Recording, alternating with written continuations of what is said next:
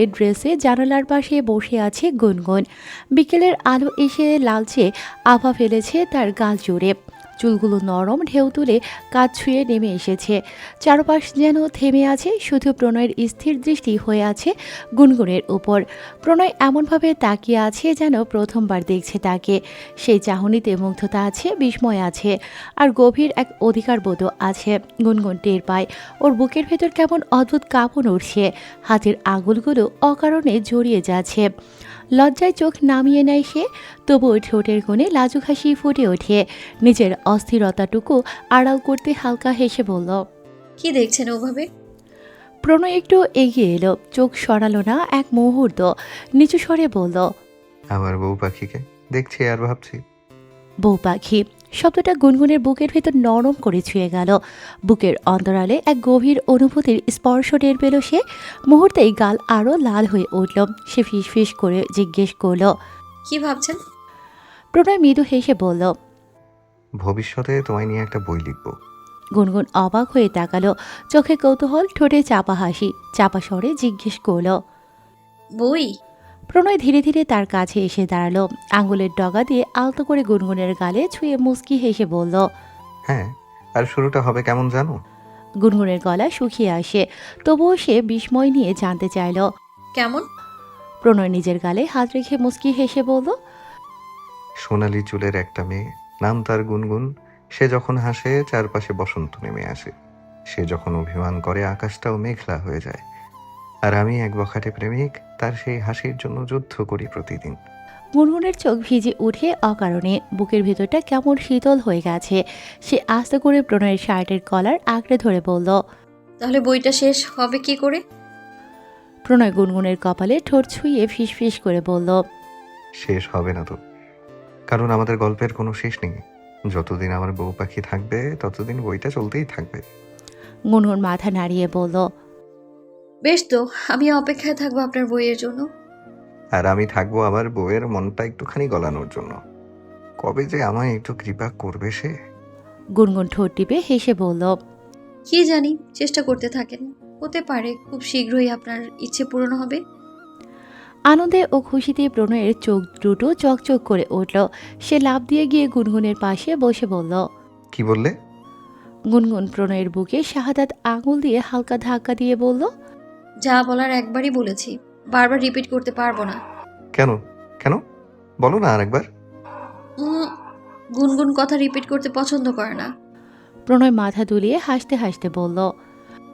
তোমার এই অ্যাটিটিউডটাই আমি পছন্দ করি। প্রত্যুত্তরে গুনগুন মাথা নত করে মুচকি হাসল। শুক্রবারে সিলেট যাওয়ার কথা থাকলেও ওরা রওনা দিয়েছে বৃহস্পতিবার রাতেই, কারণ দিনে যানজট অনেক বেশি থাকে, জার্নি করতে কষ্ট হয়ে যাবে। সায়দাবাদ পৌঁছে মাসুদ গোমরা মুখে বলল। শুধু শুধু আমারে লগে নিয়ে যাইতাছস? কুলসুম বলল। শুধু শুধু আর কি, তোর ভাইয়া বারবার বলেছে তোকে সাথে নিয়ে যেতে। তা তো বলবই। তোমরা কাপড়রা মিলিয়া ঘুরবা আর আমি অসহায়ের মতো তাকাইয়া দেখমু। প্রণয় ওর কাঁধে হাত রেখে বলল। আরে চিল, একটা সিলেটি পরি খুঁজে দেবো তোর জন্য এবার। মাসুদ রাগ দেখিয়ে কাঁধ থেকে প্রণয়ের হাত সরিয়ে দিয়ে বলল।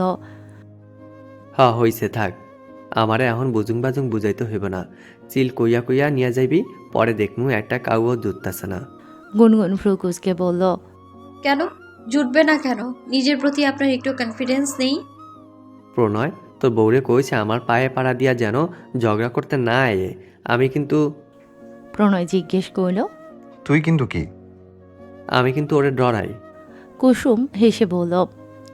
হারামজাদা একটা। মাসুদ বলল। আমি সিরিয়াস।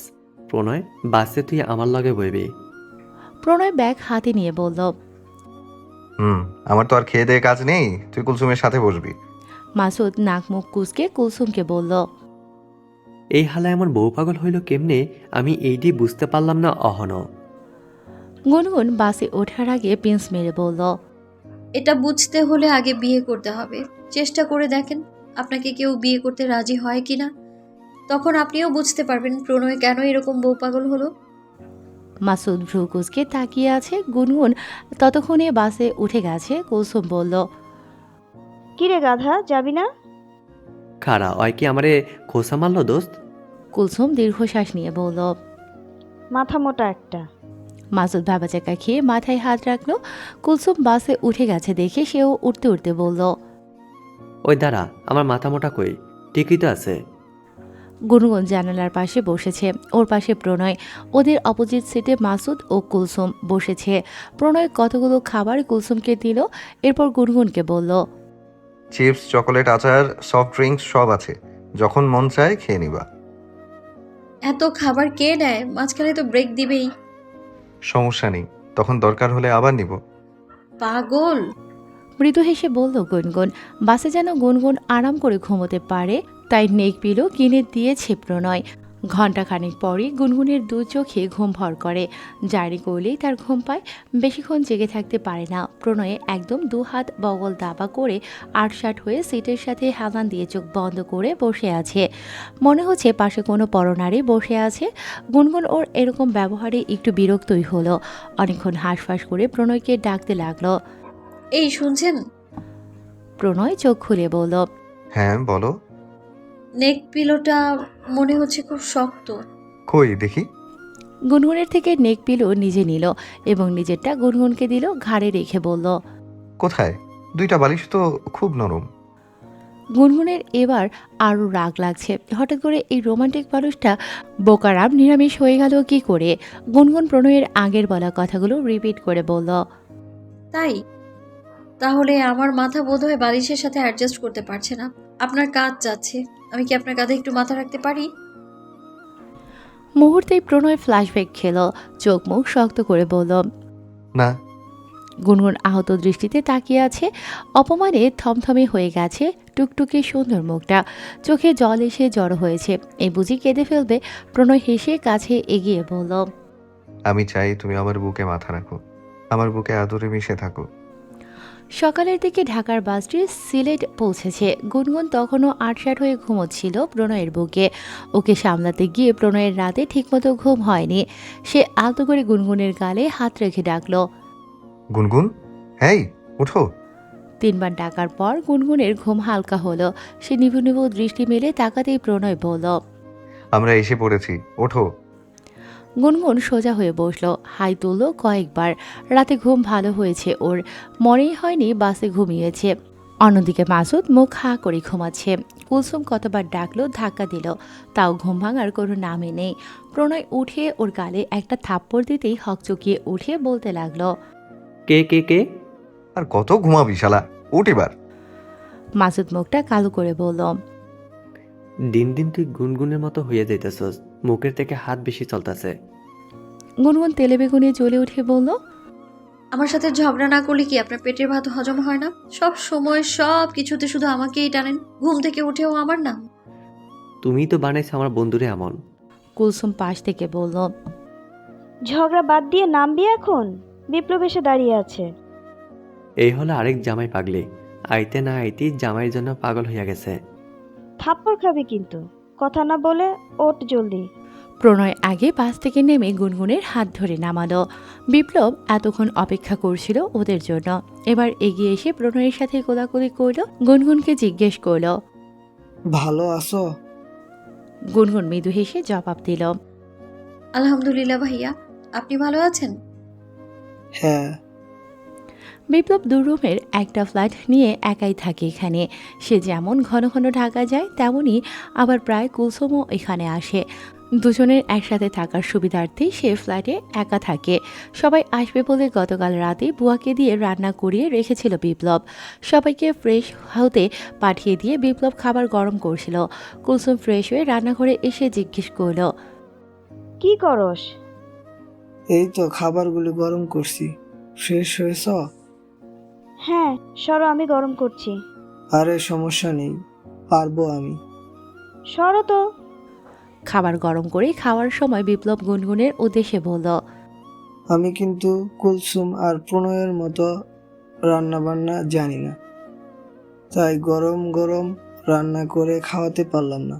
রাতে ভুয়া এসে রান্না করে গেছে, কিছু মনে করো না আবার। গুনগুন কিছু বলার আগেই মাসুদ বলল, ভাই, আপনি আমার কথা বললেন না কেন? আমিও তো এখন রাঁধতে পারি। প্রণয় কি এখন দোকানে রান্ধে? ওই সারাক্ষণ ঘুরে বউয়ের আসল ধরা। বিপ্লব হেসে বলল, আচ্ছা, আমার ভুল হয়ে গেছে। গুনগুন মাসুদকে বলল। আশা করছি এখন আপনার পেটের ভাত হজম হবে। কুলসুম ওদের ঝগড়া বাড়াতে না দিয়ে বিপ্লবকে বলল। আমরা ঘুরতে যাব কখন? প্রণয় গুনগুনকে খাইয়ে দিয়েছিল, কথার মাঝে ফোরন কেটে বলল।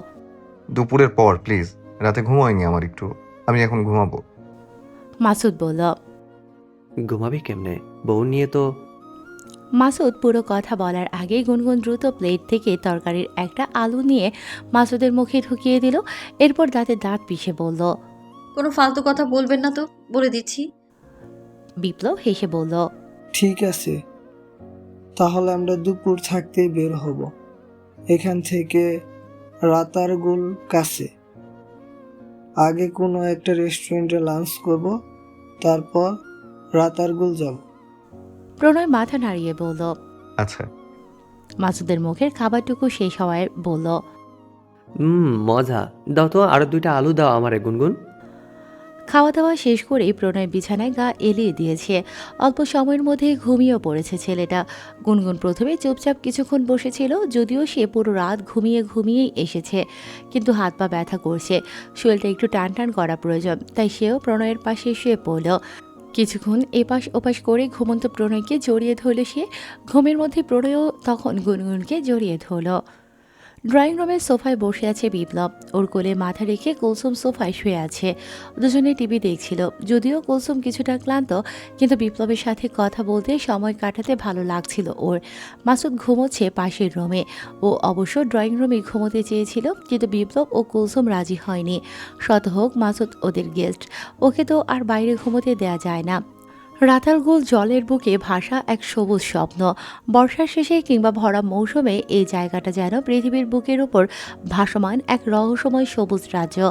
চারপাশে শুধু পানি আর পানি। সেই পানির ভেতর দাঁড়িয়ে আছে অসংখ্য হিজল করজ গাছ।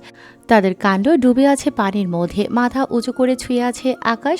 পানির মধ্যে নৌকা এগোতে থাকে ধীরে ধীরে। এখন পানি তেমন নেই। ঘাটে এসে দেখা গেল নৌকা অনেক নিচে বেঁধে রাখা, মাঝখানে সরু পথে পানি। গুনগুন ঠোঁট উল্টে বলল। এইটুকু পানি? প্রত্যুত্তরে বিপ্লব হেসে বলল। আরে না, সামনে বেশি পানি, চলো গেলেই দেখতে পাবে। ওরা পাঁচজন তাই একটা নৌকোতেই হয়ে গেছে। পানি কিছুটা সবুজাভ ও ঘোলাটে। গুনগুন আজ একটা মেরুন রঙের থ্রি পিস পরেছে। সবুজের মাঝে গুনগুনের ড্রেসটা একদম ফুটে উঠেছে। প্রণয় একটু পরপর মুগ্ধ হয়ে তাকাচ্ছে ওর দিকে। নৌকার মাঝে অল্প বয়সী একটা ছেলে খুব সুন্দর করে পানির মধ্যে বৈঠা চালাচ্ছে। গুনগুন জিজ্ঞেস করল। পানিতে কি সাপ আছে? ছেলেটা উত্তর দেওয়ার আগেই মাসুদ বলল। থাকতো তো সমস্যা নেই, তুমি হইতাছ সাফেদের রানী, আর ওরা হইল তোমার প্রজা। গুনগুনের মেজাজ চিরবির করছে মাসুদের কথা শুনে। প্রণয় এটা বুঝতে পেরে মাসুদের পিঠে কিল দিয়ে বলল। তুই ইদানিং বেশি বেশি করছিস মাসুদ। কুলসুম বলল। আচ্ছা, তুই কেন সবসময় মেয়েটার পেছনে লাগিস বলতো? তুই বুঝবি না। অয় কি আমারে কম জ্বালাইছে, কম মারছে? কিচ্ছু ভুলি নাই আমি, আমার সব মনে আছে। বলল মাসুদ। কুলসুম দীর্ঘশ্বাস নিয়ে বলল। বিপ্লব, তুমি এবার মাসুদের জন্য একটা মেয়ে দেখো তো, নয়তো ও শোধরাবে না কখনো। বিপ্লব মাথা নাড়িয়ে বলল। ঠিক আছে, বিষয়টা মাথায় রাখবো আমি। গুনগুন পানিতে হাত ডোবাতেই অবাক হয়ে গেল। এত রোদের মধ্যেও পানি এত ঠান্ডা। গুনগুনের ভীষণ ভালো লাগলো। ওর আনন্দিত মুখটা দেখে প্রণয় বলল। দাঁড়াও, তোমার ছবি তুলে দিই, তুমি পানিতে হাত রাখো। গুনগুন হাত দিয়ে পানি নাড়ছিল। পাশ দিয়ে তখন একটা নৌকা যাচ্ছিল। গুনগুনের উদ্দেশ্যে মাঝিটি বলল। উনি এত দ্রুত কথাটি বলে নৌকা নিয়ে চলে গেল যে গুনগুন ঠিকমতো বুঝতেই পারল না সে কি বলেছে।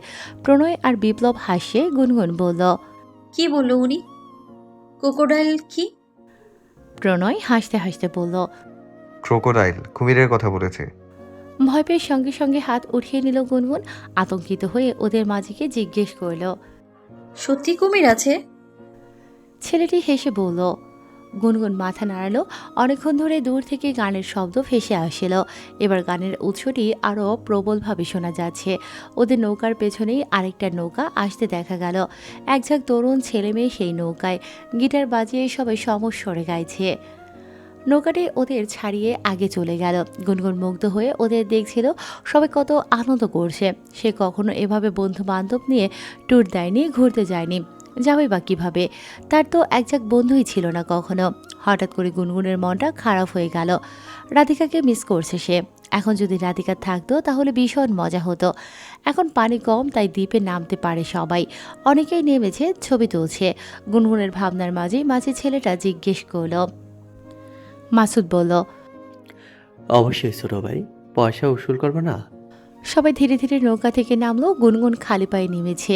এখানকার মাটিও যেন অদ্ভুত শীতল ও ঠান্ডা। প্রকৃতির এত কাছে আসা গুনগুনের হয়তো এটাই প্রথম। সে যা দেখছে তাতেই মুগ্ধ হয়ে যাচ্ছে। বিশাল বিশাল গাছগুলোর পাতার ফাঁক ফোকর গলে সে মিঠে রোদ্দুর এসে পড়ছে দ্বীপের মাটিতে। এটাও গুনগুনের ভীষণ ভালো লাগছে। প্রণয় অনেকগুলো ছবি তুলে দিয়েছে গুনগুনকে, ভিডিও করে দিয়েছে। গুনগুন আজ ভীষণ খুশি, ভীষণ। ফিরে আসার সময় নৌকায় উঠে গুনগুন আনমনে বলল, এই জায়গাটা দেখে মনে হলো গল্পের কোনো বই থেকে তুলে আনা।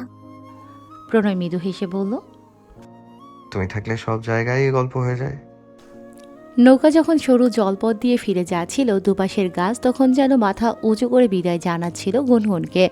দূরের গাছগুলো থেকে পাখিদের ডাক ভেসে আসে। গুনগুন আবেশিত কণ্ঠে বলল, আজকের দিনটা আমার মনে থাকবে সারা জীবন। প্রণয় গুনগুনের দিকে তাকিয়ে থেকে বলল, সাথে আমিও থেকে যাব সারা জীবন, তোমার সাথে, তোমার পাশে। রাত 9টা কি 9:30 নাগাদ কুলসুম বায়না ধরেছে সে ফুচকা খেতে যাবে। মাসুদ চিপস খাচ্ছিল আর টিভি দেখছিল। সন্ধ্যায় রাতার গোল থেকে ফিরে এসে একটা ঘুম দিয়েছিল সে। একটু আগেই উঠে সবাই মিলে একসাথে ডিনার করেছে। এখন একটু চিপস খাচ্ছিল। কুলসুমের কথা শুনে চোখ দুটো গোল গোল করে বলল, এই তুই কত খাইতে পারছে? মাত্রই তো ভাত খাইলে। কুলসুম ধমক দিয়ে বলল। তুই চুপ থাক। এরপর বিপ্লবকে আহ্লাদি করে হয়ে বলল। চলো না। বিপ্লব বলল।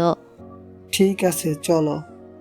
কুলসুম খুশি হয়ে বলল, থ্যাংক ইউ সো মাচ। এই সবাই তাড়াতাড়ি রেডি হও। মাসুদ বলল। রেডি হমু মানে? আমি যাবো না, একটু এনার্জি নাই অহন। গুনগুনো সায় দিয়ে বলল, আমিও যাব না আপু, ভালো লাগছে না। তা বললে কি হয়? আমি একা খাবো নাকি? চলো না যাই, আমরা তো এখানে ঘুরতেই এসেছি। প্রণয় উঠে দাঁড়ালো, গুনগুনের দিকে হাত বাড়িয়ে বলল, চলো, রেডি হতে হবে না, এভাবেই যাব আমরা। হুম, আমি যাব না, আপনারা যান। বলল গুনগুন। তুই রেডি হবি? কুলসুমকে জিজ্ঞেস করল প্রণয়। জবাবে বিপ্লব বলল, রেডি হতে হবে না, একটু সামনেই দোকান আছে। ঠিক আছে, চলো। গুনগুনকে বলল প্রণয়। গুনগুন বলল। বললাম তো যাব না। প্রণয় আর কথা না বাড়িয়ে গুনগুনকে কোলে তুলে নিল। বাকিদের বলল। আয় তোরা। কুলসুম মিটমিট করে হাসে বিপ্লবকে বলল। চলো। বিপ্লব উঠে দাঁড়িয়ে মাথার চুলে হাত বুলালো। এরপর সেও কুলসুমকে কোলে তুলে নিয়ে বলল, চলো। কুলসুমের লজ্জায় মরি মরি অবস্থা। পেছন থেকে তখন মাসুদ বলল, কি আশ্চর্য ব্যাপার স্যাপার, আমারে এখন কোলে নিব কেডা? ফুচকা খেতে বাইরে আসার পর এক দোকানে জানতে পারল মেলা হচ্ছে। ব্যাস, এখন কুলসুম মেলাতেই যাবে। বিপ্লব বারবার বুঝিয়ে বলল, এখন অনেক রাত হয়েছে, আমরা কাল যাই। কুলসুম বলল, 9:30 কি কোনো রাত হলো? ঢাকায় তো আমরা এই সময়কে সন্ধ্যা বলি। এটা ঢাকা না, গ্রাম। আমি জানি না কিচ্ছু। কুলসুমের জেদের কাছে পরাস্ত হয়ে শেষমেশ মেলাতেই যেতে হলো সবাইকে।